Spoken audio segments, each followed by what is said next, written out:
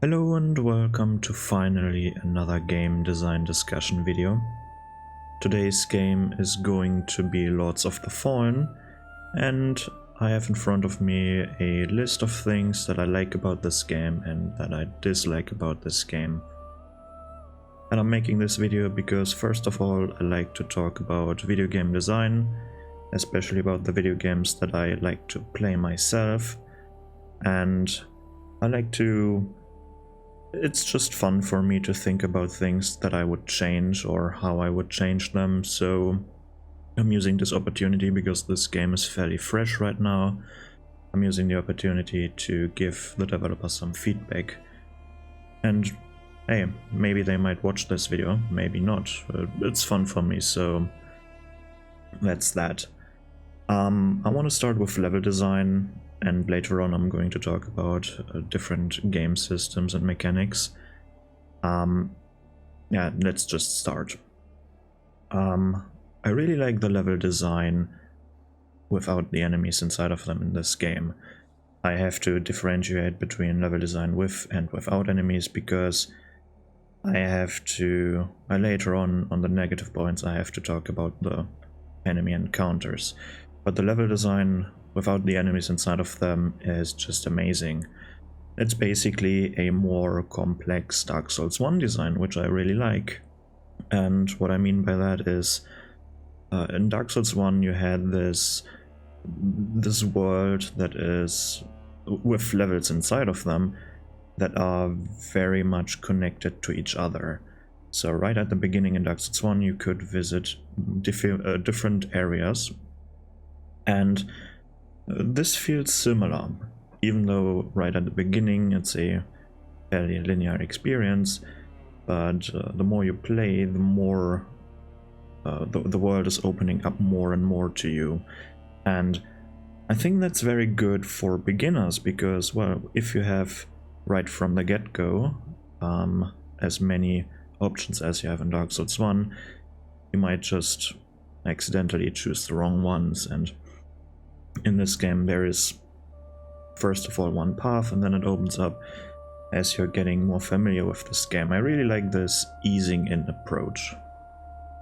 Then we also have a lot of shortcuts, a lot of looping back around, and it doesn't feel linear at all, even though it probably, if I'm trying to create a map in my mind, even though there is some sort of linearity somewhere, it doesn't feel that way.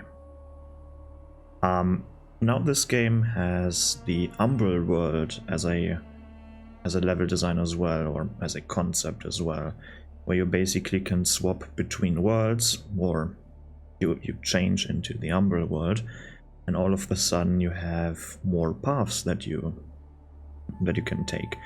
You have different paths, you have more enemies, also a few items. It's basically it's a puzzle world, so to speak. I would call it a puzzle world maybe, with a risk and reward system, because it's quite risky going into Umbral. I'm going to talk about that later under the game system section, but overall the Umbral concept is a pretty nice one. And then the world design. I differentiate between level and world design, where level design means for me the physical level the player goes through, and I'm measuring it by how fun is it to go through the level. How are the items that you find? Are they rewarding, or is it just junk that you don't need? And also, of course, level design has to do with the enemies inside of them. Is it fun to fight these enemies, or is it frustrating, or something like this? And then world design is how the world basically feels and looks. It's like, does this table in this room make sense, or does this path that I'm walking right now on, is it just for me as a player, or does it serve a in-game world's purpose? And so far I've played through this game once, and I'm currently on my second playthrough, and I haven't found anything that feels out of place. Granted, I haven't looked in detail at things like I did in Elden Ring, because with Elden Ring I made the Design Off series, where I'm basically just taking one area and I'm having a very detailed look at this area. And I haven't done in this game yet, but I might do that, or I'm probably going to do that at some point, because I personally like this game and it's fun for me to go through this game itself. And also I really dig the setting that this world is taking place in, this grim dark setting, and that's how I would describe it, where it's a very religious setting, but the religion is not like rainbows and flowers and stuff like this.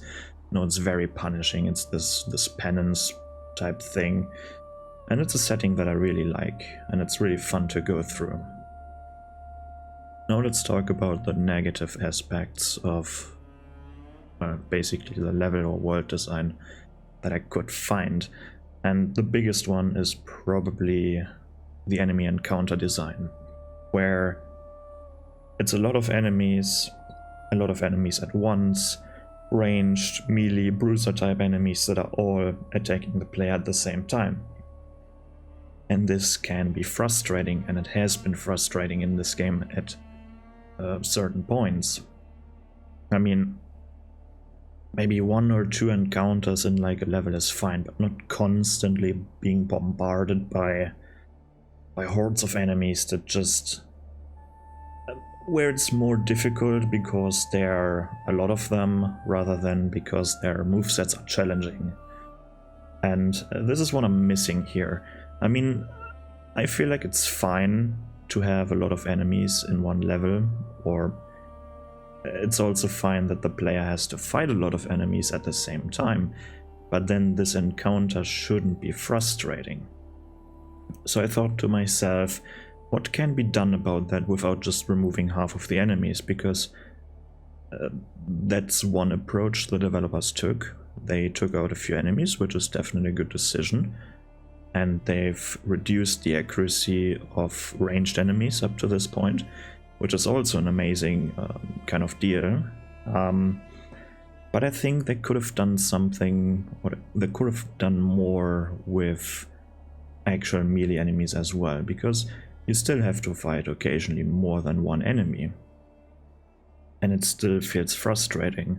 Luckily for me, it's not as frustrating so that I'm not playing this game, but it's sometimes grinding my gears still, and then I'm playing something else for an hour or so, maybe. So what can be done? We already have enemies that are talking to each other in the game, at least with boss fights. Many boss fights where you have multiple enemies fighting you, they're not piling up on you, they're actually, one is attacking you and the other one is staying back. And they're doing still something, they're still casting ranged spells or something at you, but it's more predictable than just a bunch of melee enemies trying to hit you at the same time. So there's a method to these fights, a rhythm basically. And why not put something like this into the basic AI? So that, and this is just an example, if you're fighting multiple enemies at once, why not let just one melee enemy attack the player at a time? The other ones are, and I'm calling this now idling, they are idling. But not just standing around, no, they're doing still something. The easiest one are dogs for me, because what can dogs do? They can bark at the character, they can surround the player character. Basically, they can do everything, like jumping around or stuff. They're idling without idling, basically. They're not hurting the player, but they're still applying pressure to him. Which is fine, pressure is fine, I just don't want to get hit by multiple enemies at the same time, because that feels cheap. And I think this idling mechanic, where only one melee enemy can hit the character at a time, is an idea they should be trying out. They should be trying out how it feels. If they can actually pull it off, would be amazing, or at least tune it down so that it's not as oppressive as it is right now. Then the second thing that I found difficult and I had to correct myself there because I had a wrong image in my mind with that point. I'm talking about visual readability of this game, but I've been proven wrong by my most recent play session, so to speak, where I still think the visual readability of this game is quite low, because in many areas it's just so goddamn dark that I can't see what the enemy is doing, or I can't even see what I'm doing. I don't know if this has to do with the calibration of my monitor, or if it's just how the game is, but sometimes the contrasts between light and dark, the contrast is so high that it's very difficult to see what is happening in the dark. And sure, this can be a powerful tool, basically making the player uncertain about things that are going on. It's basically robbing the player of information that they might need, and this can be a powerful tool, but I feel like it's not really necessary in a game like this. Maybe in a horror genre it would be better, but this is no horror game, even though it has a lot of horror aspects. The only fact, or because of the fact that you can actually hurt the enemies, is more enough for me that I wouldn't put this into a horror genre, because it doesn't feel horrific. I'm not feeling anxious about this game, right? I'm not feeling the same way how I would feel playing a horror game, where my only means to defend myself is running away or hiding. So these are the level/world design aspects that I like and dislike. Now let's go over to the game systems and mechanics. And let me quickly drink something because my throat is getting a bit dry here. So, mechanics that I really like. One of them is the withered health mechanic. It creates a very interesting dynamic where when I'm blocking, I'm getting withered health. I'm not getting hit, but it's like I can't play extremely passive, because when I'm constantly blocking, when all of my health becomes withered health, then the slightest points of damage can kill me. So I need to be a bit more proactive. I need to be a bit more aggressive. And it's an elegant solution to that problem where the player just turtles up. I mean, technically they could remove 100% physical block shields and stuff like this, and they did. But then what then? The player takes damage when they block, and then that doesn't feel good. So it's a compromise, basically. You're blocking the attack, you're getting withered health. You're technically down a few health points, but you can regain them, which is just a good mechanic overall, I think. Then we have the parry mechanic, where there is no parry in this game per se, but if you perfectly block attacks enough, you're increasing the stagger meter. And when the stagger meter is full, or in this case empty, the stagger bar of the enemy is empty, then you can perform a critical attack. And the good thing, at least the good thing about this, is it's not just a parry fest where you are literally critting after critting after critting, because you're parrying every single attack. So that is gone, the parry meta that we, for example, have in Dark Souls 1. It's very easy to parry a lot of enemies there, for example. It's also very rewarding, but feels also kind of cheap. And in this game it's like perfect block, perfect block, perfect block, perfect block, crit. Very nice, feels rewarding pulling off something like this. Of course, there are other ways to stagger the enemy by performing attacks over and over again, preferably charged heavy attacks or kicks and stuff like this. It also creates a very, very fun mechanic, of very fun dynamic in the combat system. If the combat actually works, if you're not getting surrounded by a bunch of enemies, that is. Then I really like what they've done to casting and ranged combat in this game. because finally we have a good mapping of buttons. When you're playing any other From Software game where there's magic, like the Dark Souls, Demon Souls, what is there, Elden Ring of course, then you know how casting works. You choose your spell of you choose your spell on the one D-pad button.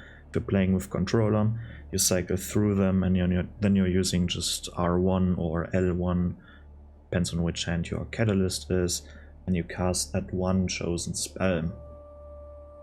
And while it works, it's not the best thing if you want to combo certain spells into each other. In this game, you have one button that you hold down to pull out your casting tool, and then your other buttons, like your light attack, heavy attack, and all the X, Y, Z, whatever buttons there are on your controller, become all of the sudden these spells. Granted, you can only have a limited amount of spells with you, like 5 I think is the maximum in this game, but that's more than enough I think. Sure, it would be nice to have like 9-10 spells with me, but most of them I'm not even using. And also this creates now a... how do I call it? A fun little mini game where you have to choose which spells to pick if you really don't know what spells to pick. Then I guess you have to think a little bit harder about that. But yeah, casting is very well done in this game, I must say. Then we have very low attack commitment. What do I mean by that is when you're attacking, your character performs an animation, and when this animation is done, you can do something else again, for example rolling, walking, queuing another attack, stuff like this. And low commitment means that this animation is fairly quick, and you can quickly do something else. Then we have games like, for example, what's it called, Monster Hunter, where the commitment is very high. You are queuing an attack, and if your positioning is wrong, or I don't know, the monster does something, you're basically screwed, right? So I really appreciate this low commitment. It's not... I mean, having a high commitment can be fun, but it also can be frustrating. And for me personally, having a high commitment is more frustrating than fun. So I'm actually happy about the low commitment, and doesn't feel like... I've heard reviews or I've seen comments where they say like the commitment is too low. You can immediately roll after an attack, but to be honest, it doesn't feel much different to Elden Ring or Dark Souls 3. The commitment in these games, the commitment there was also fairly low. So, or maybe it's just me. I haven't played Dark Souls 3 in a while, so maybe I'm completely wrong with that. Anyways, we also have no durability system in this game, and I really appreciate this, because honestly, I haven't found a single Souls-like game where durability is a fun mechanic to deal with. Not even Lies of P, where they tried to... I don't know what they've tried. You have your grinding tool to sharpen your weapon again, and then you can also apply buffs. Am I missing something about this game? I don't feel the durability in that game is fun as well. Or is all of the sudden fun? Like, it's just less tedious than in other Souls games. So I don't really get it. What I would much prefer, if you want a game with durability or with something similar to this, why not make it a sharpness gauge where the player is suffering no downsides when the weapon is dull, or when the durability / sharpness meter is depleted, rather than give them buffs when the bar is full. Wouldn't that be a much cooler mechanic to deal with? Like, okay, when I actually sharpen my weapon, it becomes stronger, rather than if I'm not repairing my weapon becomes useless. It's like this positive reinforcement thing that I think would work much better. Like, we have something similar in Monster Hunter, but there again, if your weapon becomes too dull, it's not at its base, it's actually pretty weak. So it's also a downside in that game. It has downsides and it has upsides, but I would totally get rid of the downsides in my opinion. At least try it out and see how it feels. Then what I also like, that we have crafting in the game.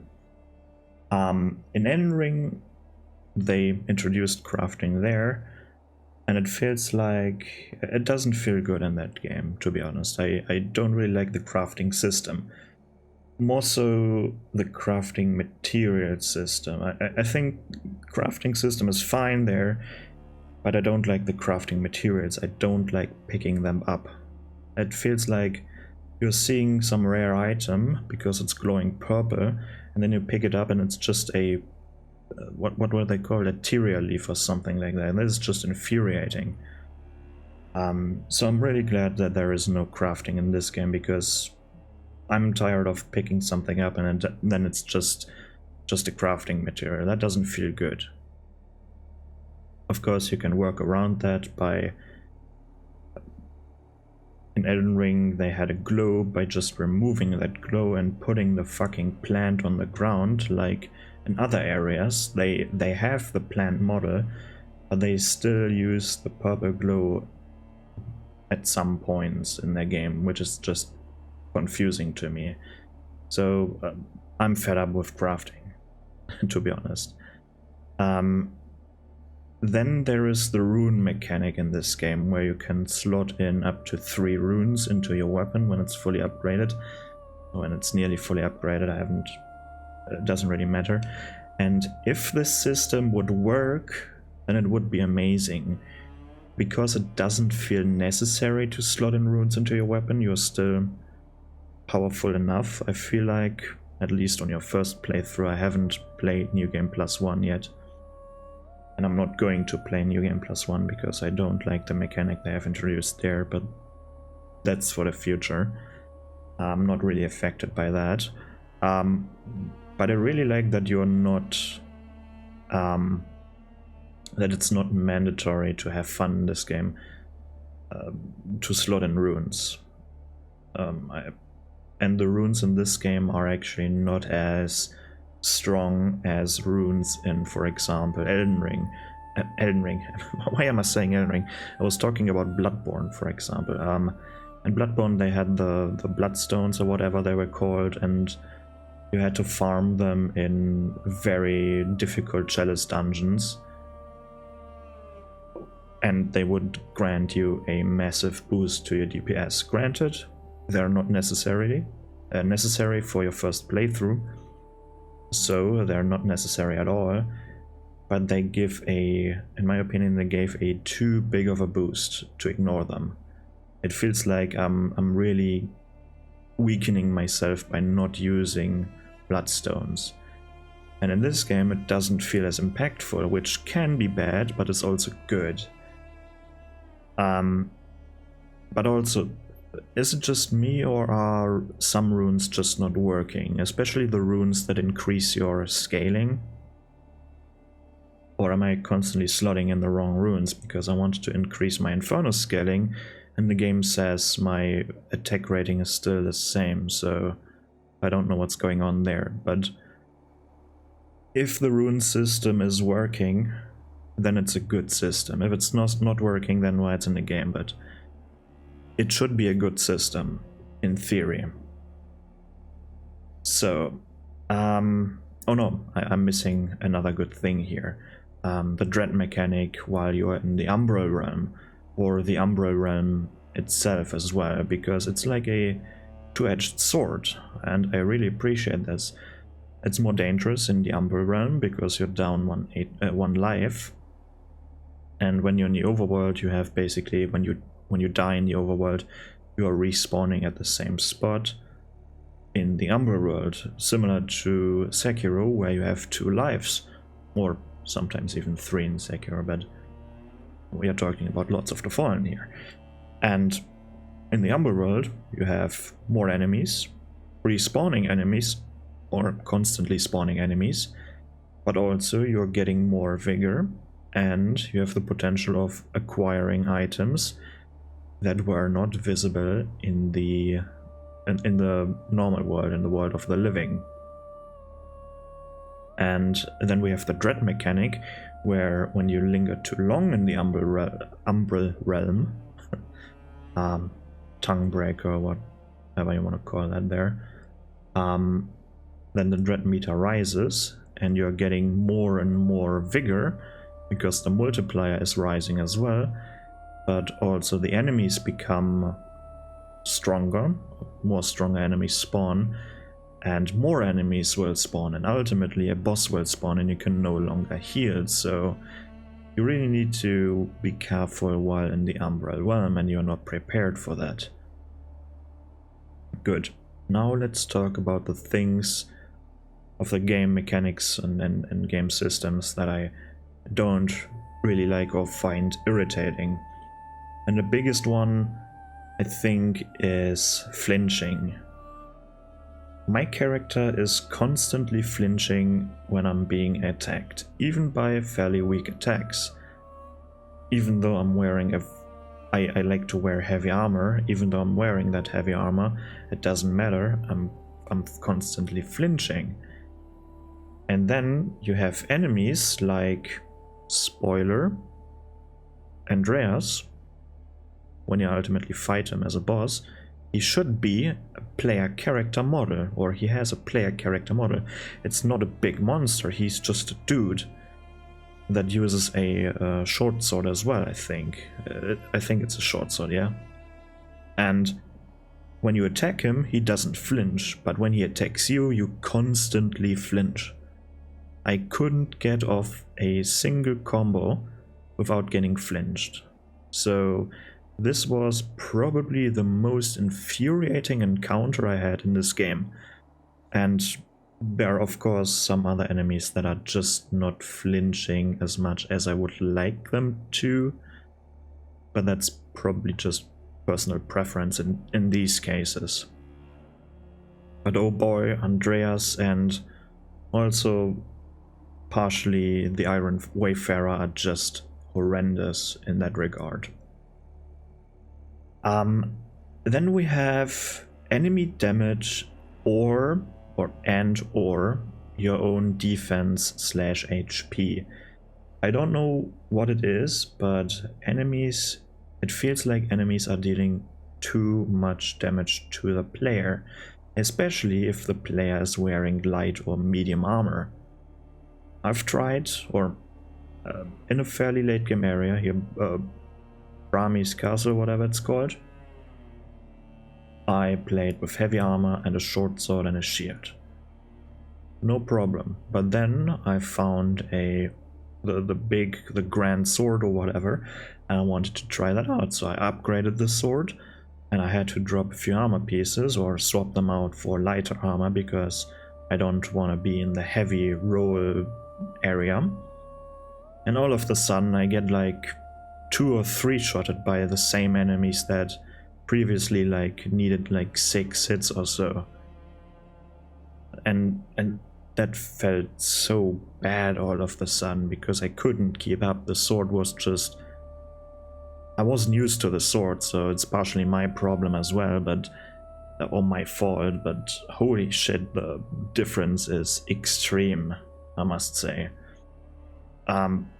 Maybe it's just me, but something that I have written down as a negative here. Then let's talk about the vigor acquisition in this game, because it feels fairly low. I don't feel like I should farm for vigor just to upgrade a weapon. I mean farm for a fairly long time. Of course, I need to farm at some point, but not as much as it's required in this game. Granted, upgrading your character or leveling up your character is a bit cheaper than in the other Souls games. At least it feels like it to me. I mean, at the beginning it's maybe a bit more than in the Souls titles, but later on the vigor requirement for higher levels isn't as pressing, I think. Isn't as big. Best example is Dark Souls 1 right now, where I'm like 60 or so and I need almost 23,000 souls or something. Or maybe I'm 70, I don't know. And then in this game I still need like 5, 6, 7,000. So there's a big difference in there in that regard. And these numbers are probably totally off, but that's how I felt. But still, I'm starving for vigor, especially because upgrade materials are so expensive. And the last thing that I quite don't like is how you upgrade your weapon. Now we are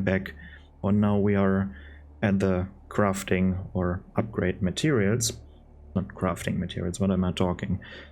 But it's very strange how many you require, because you have a very simple system. You can upgrade your weapons to +10, like I'm talking about the regular ones right now. And you have 4 different upgrade materials: the small shard, medium shard, large shard, and an enormous shard, let's call it. For level 1 and 2 of your weapon, you need the small ones. For level 3 to 5, you need medium ones, and then for 6 to 9, you need the big ones, and then of course the final level is the enormous one. Well, that's fine. What I find strange is that you need just so little small shards in comparison to the big one. If I remember correctly, it's like for level 1 it's 1 small shard, for level 2 it's 2 small shards, so 3 in total. Then for level 3 it's 1 medium shard, for level 4 it's 2 medium shards, and for level 5 it's 4 medium shards, so 7 in total. 3 and 7. And then for level 6 you need 2 big ones, for level 7 4 big ones, level 8 6 big ones, and level 9 8 big ones. That's 20 in total. Like what? I need 20 large shards, and they're fairly rare, and they're fairly expensive compared to how small amounts of vigor you get from farming. Granted, I'm not farming vigor with the ×3 multiplier or something, but like what the? You need 20. You need like 20 shards for the last 4 levels, but then only 3 for level 1 and 2. Why not just half the number you need, or make it like Elden Ring, where you need from +1 to +3 small shards. Then that's not like Elden Ring. Elden Ring has too many shards. I'm talking about Dark Souls, I think. Why not make it like Dark Souls 3, for example, or every other game that far, where you go in like from 1 to 3. You need the small ones, from 4 to 6, the medium ones, from 7 to 9, the large ones, and then the final one is your super rare, super expensive shard. Whatever. I don't really get why you need this super expensive +10 shard that is extremely rare and you can't buy, but I never got that system to begin with in Dark Souls and stuff. Why is the Titanite slab so goddamn rare? Don't get it. Still don't get it in this game. But this is my list of things that I like and don't like about this game. Feel free to write down some comments with your own things that you like or dislike. Please keep in mind, be respectful. Why are you screaming at the developers? It's not like you invested heavily into this game. And if you did, like, whoops, I guess. maybe don't do it next time with the next game. I don't know. There's no need for offending the developers, or not offending. What's the word for insulting the developers? They're also just people, maybe with their own vision, and they somehow didn't manage to get it across right, or it doesn't matter. Don't be disrespectful. Voice your criticism in a neutral tone, be fair, be nice. And that's it from me. Have a good one, and goodbye.